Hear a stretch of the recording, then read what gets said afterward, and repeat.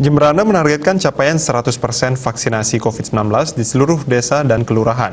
Capaian itu untuk vaksinasi COVID-19 tahap pertama. Saat ini baru ada 5 desa dan kelurahan yang telah mencapai target vaksinasi COVID-19-nya 100%.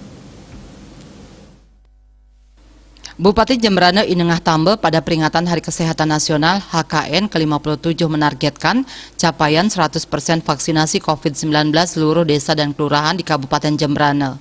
Capaian itu untuk vaksinasi COVID-19 tahap pertama.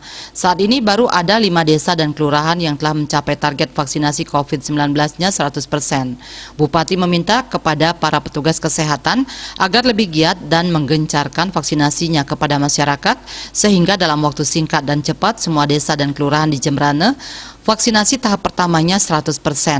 Melalui HKN ke-57, Bupati Tambe berharap mata rantai penyebaran dan penularan COVID-19 dapat diputus. Kadis Kesehatan Dr. Igusti Ketut Oke Parwato menambahkan, capaian vaksinasi tahap pertama rata-rata mencapai 97,42%, sedangkan untuk tahap kedua 76,69%. Desa-desa yang capaian vaksinasinya sudah 100% adalah Kelurahan Girimanuk, Kelurahan Sangkaragung, Desa Warnasari, Desa Yahembangkangin, dan Desa Pengragoan.